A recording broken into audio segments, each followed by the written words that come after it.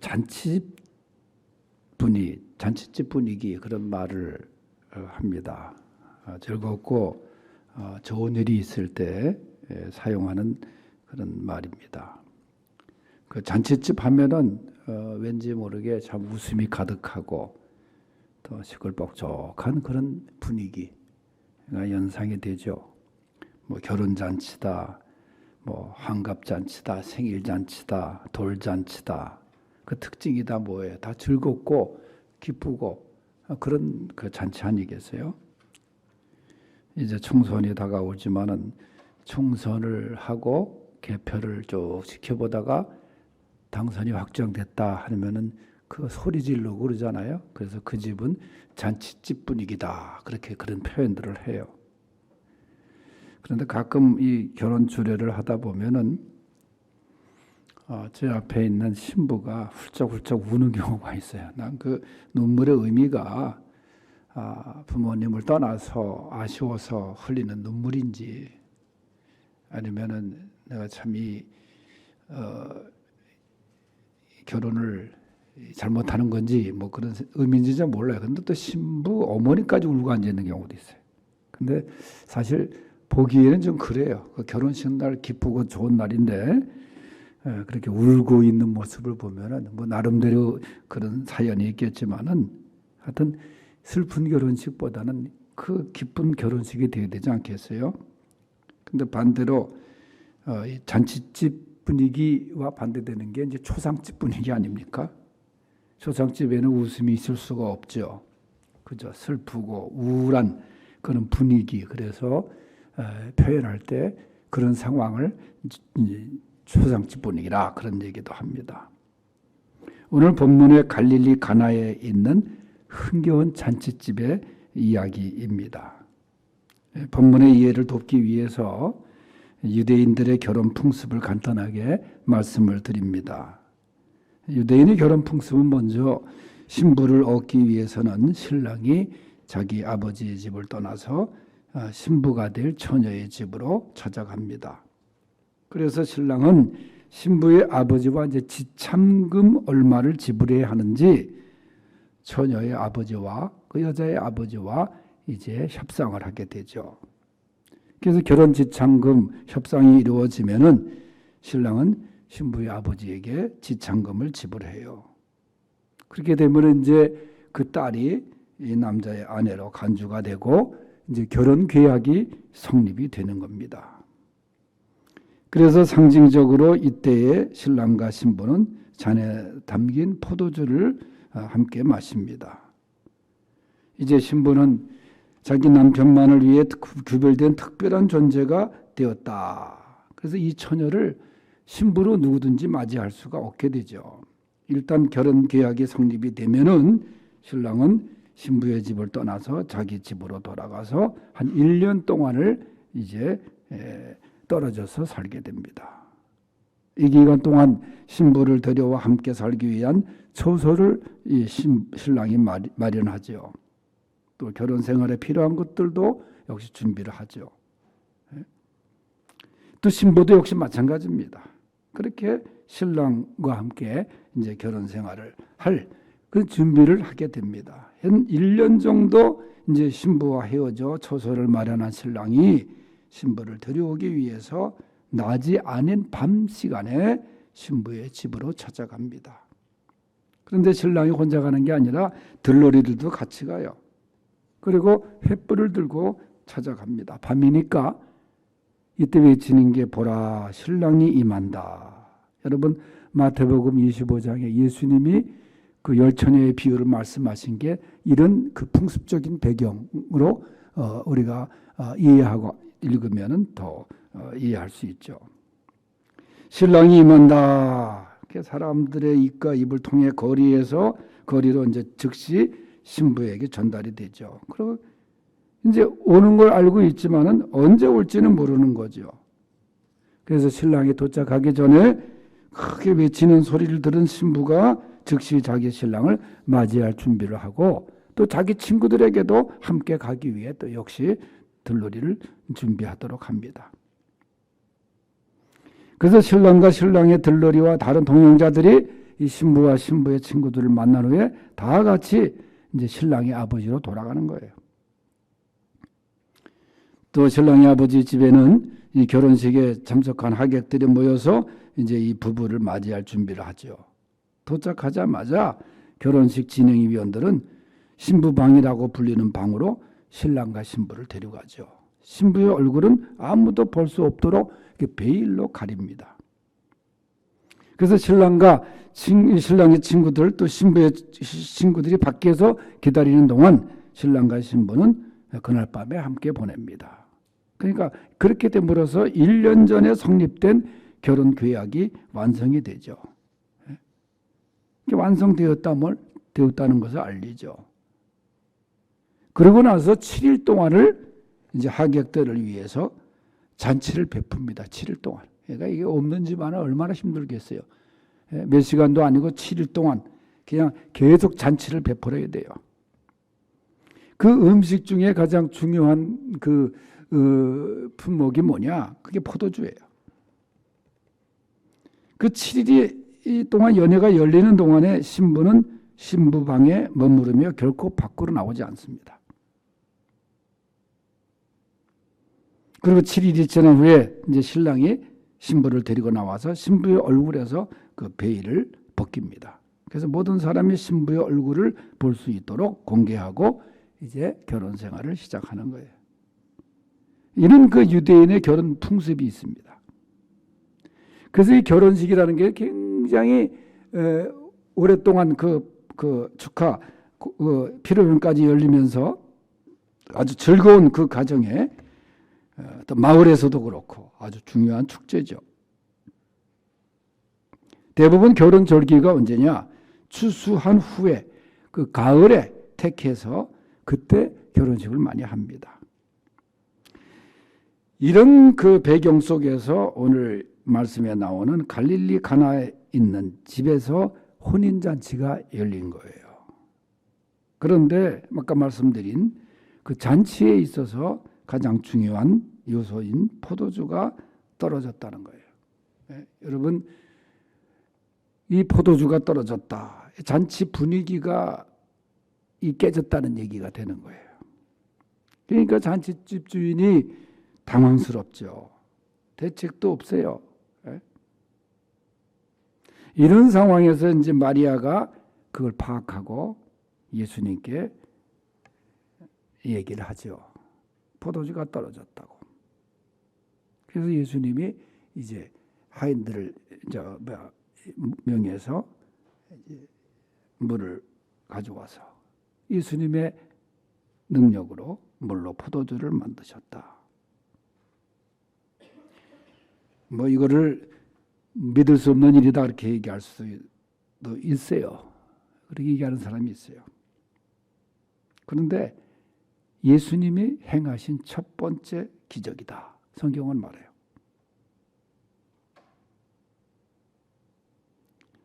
물이 포도주로 변화됐듯이 여러분 예수님이 우리를 변화시킨 분입니다.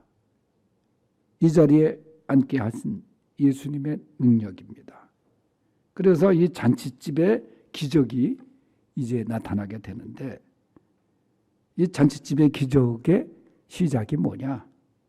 첫째는 예수님이 계셨기에 예수님을 초청했기에 그게 이루어진 거예요. 본문 1절에서 2절 읽어봅니다. 시작.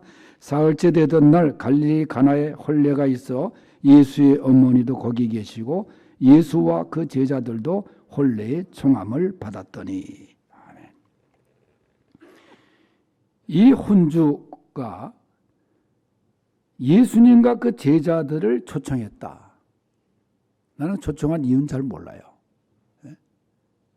성경에는 그 초청할 이유는 물론 그 기쁜 날이기 때문에 여러분 잔치집 하면 정말 다 손님들 다 대접하고 얼마나 좋은 날이에요. 뭐 요즘은 잔치집만 돌면서 그 뷔페를 먹는 사람이 있다 그래요. 심지어는 그 축의금을 몰래 빼가는 사람도 있다 그러고. 그런데 이 잔치집에는 다 거기가 다 축하하러 온 사람들이기 때문에 얼마나 그 가릴 수가 없잖아요. 우리 교회에 와서 붕회를 했던 저 미국에 있는 강준서 목사가 그 여동생이 결혼을 할 때 세문안 교회에서 결혼해가지고 그때 제가 장신대 다닐 때니까 이제 축하해 주러 오라 저 초청을 받고 갔어요. 세문안 교회가 짓기 전인데, 근데 그 앞에 입구에서 이제 그 축의금을 받고 접수하러 오는데 결혼식이 막 시작되려고 그럴 때 중한 사람이 나타난 거예요. 중한 사람이. 이상하다. 이 집안이 다 그 목회자 집안인데 그 강다리 목사님 뭐 그런 다 그 집안이거든요. 근데 어떻게 중이 나타난 거예요? 그 중도 지나가다가 결혼식장이니까 와가지고 뭘 먹으러 왔는지 나 들어가면 안 되냐고 거기서 시비가 붙은 거예요. 예? 그래서 내가 그 얘기 그 모습이 기억나가지고 그 목사한테 그 집안에 중이 있었냐? 무슨 얘기냐? 근데 자기도 기억하더라고. 그러니까 사실 중도 진정 축하로 왔으면 들어보내야지 따져보면. 예? 그러니까 다 초청할 수 있는 거야. 불청객도 물론 아까 얘기한 그 사람처럼 있을 수 있지만은 그런데 예수님을 초청했다는 것은 가장 중요한 분을 모실 만한 분을 초청한 거예요. 그 집에서. 모든 아주 유명한 사람들 막 그 사람들이 다 거기에 왔어도 예수님이 거기 계시지 않았더라면 여러분 잔치집의 기적은 나타나지도 않았습니다. 그 자리에 예수님이 계셨기에. 그러므로 우리들은 정말 중요한 일은 물론 어떤 일이 있어도 예수님을 중심에 초청해야 돼요. 내 삶의 중심에, 우리 가정 중심에 예수님을 모셔야 돼요. 예수님을 계셔야 돼요. 그런데 예수님을 모셔야 될 자리에 예수님을 모시지 않고 살아가는 경우가 얼마나 많습니까? 네? 변두리 필요할 때만 가나의 혼인잔치집에 예수님의 제자들도 초청을 받은 것으로 볼 때 어떻게 보면 이 주인과 제자들과의 어떤 친밀한 관계가 형성되어 있지 않았었는가 생각이 돼요. 또 마리아가 하인들에게 명령을 내리고 그 음식의 부족 유무를 소상히 알고 있는 점으로 볼 때 아마 마리아도 이 잔치를 준비하는 데 도왔던 마리아가 아닌가 그런 생각도 해봅니다. 포도주가 떨어졌을 때 그래서 바로 예수님께 바로 아뢰일 수 있었던 것이 아니겠는가. 아마 예수님의 지방 가도 육신적으로 그 지방 가도 좀 가까이 있는 집안이 아니겠는가.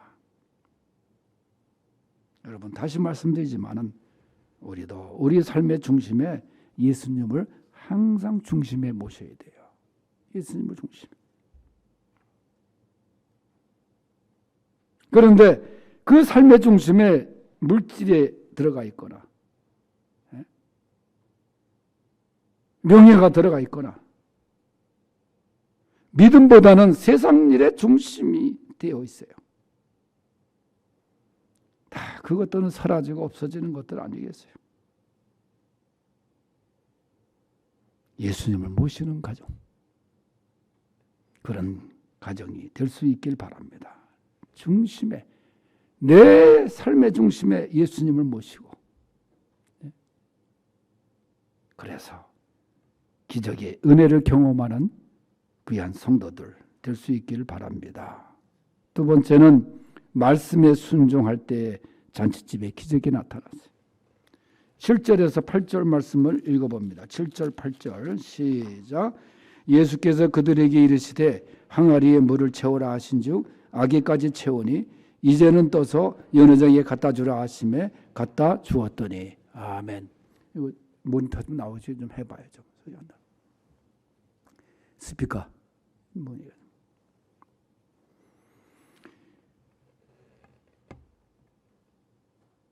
잔치집에 포도주가 갑자기 떨어졌을 때 이 마리아가 하인들에게 이렇게 말해요. 예수님께서 무슨 말씀을 하시든지 그대로 하라. 예? 그대로 하라. 그때 돌항아리 6이 놓여 있었다 그랬어요.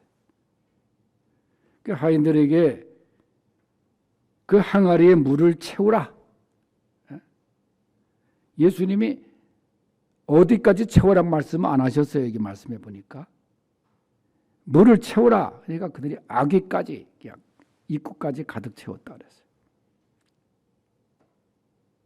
그리고 말씀하시기를 8절에 보면 이제는 떠서 연회장에 갖다 주라. 물을 채우고, 여러분 물을 채우기 위해서는 물을 떠와야 되잖아요. 물이 콸콸 나오는 그런 시설도 아니었을 거예요. 그 다음에 물을 가득 채워놓고 몇 번이나 갖다 부었는지도 모르죠.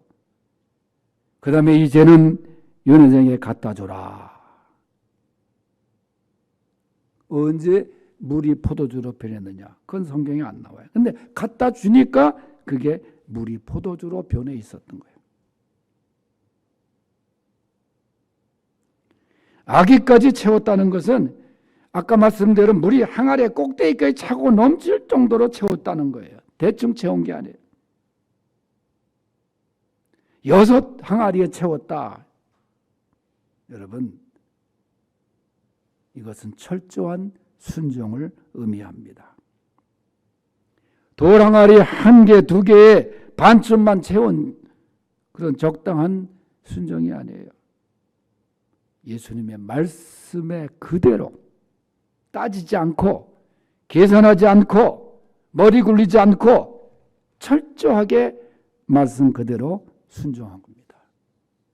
자신의 경험이나 견해를 보탠 것도 아니에요. 정말 100% 말씀에 순종한 거예요. 2% 부족함이 없어요. 예수님의 말씀에 대한 순종의 결과 바로 기적이 나타난 겁니다. 여러분, 우리의 삶에서도 절대적 순종을 하면 물이 포도주로 변화되는 기적이 우리에게 주어질 것으로 믿습니다. 여러분, 하나님의 말씀에 그대로 순종하세요. 계산하지 마세요. 미루지 마세요. 지체하지 마세요. 말씀에 순종하세요.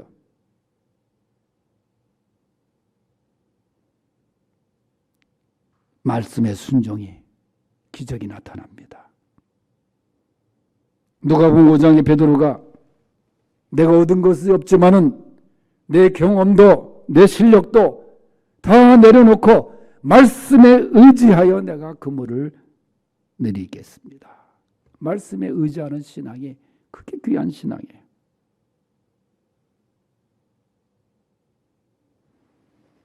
그래서 말씀에 순종한 이 잔치집, 바로 거기에 기적이 나타나게 된 것입니다. 세 번째는 영광이 나타난 잔치집입니다. 9절에서 10절 보면은 말하되 사람마다 먼저 좋은 포도주를 내고 취한 후에 낮은 것을 내거를 그대는 지금까지 좋은 포도주를 두었도다 하니라. 예수께서 이 첫 표적을 갈릴리 가나에서 행하여 그의 영광을 나타내심에 제자들이 그를 믿으니라 그랬어요. 기적의 포도주, 예수님의 능력으로 물로 만든 포도주, 뭐 포도주가 어떤 게 좋은 것이냐 여러 가지 설이 많잖아요. 어디 포도주가 좋다 뭐 보면은 몇백만 원, 뭐 1000만 원짜리 넘는 포도주도 있다 그래요. 예수님이 만드신 이 물로 포도주로 변하게 만든 이 포도주처럼 그렇게 좋은 포도주가 어디 있었어요? 연회장이 말합니다. 사람마다 이게 좋은 포도주를 내고 취한다면 맡겨 아무거나 아무 포도주나 내놓는데 지금까지 정말 좋은 포도주를 지금 내놓았도다. 다시 다르죠. 맛이 다르죠.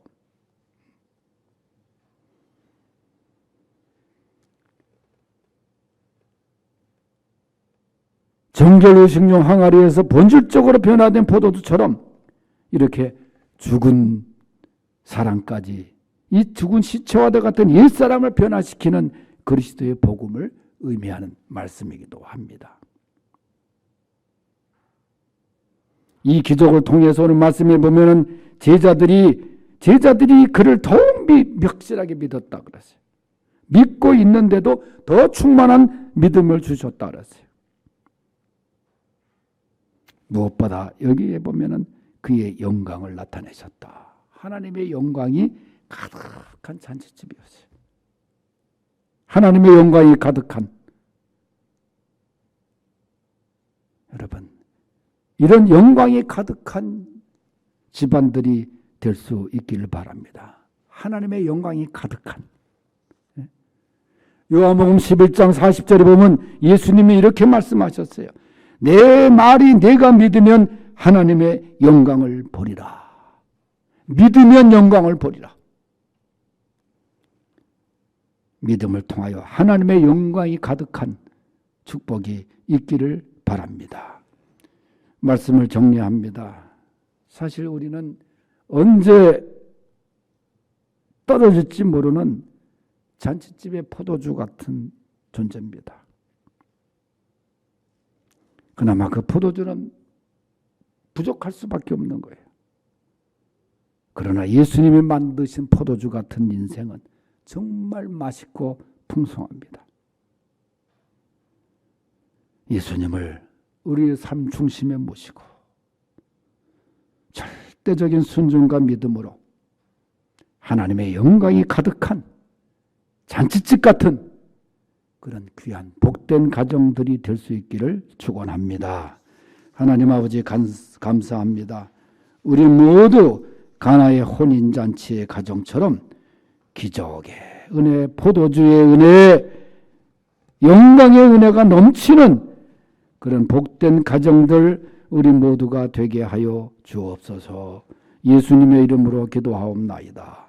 아멘.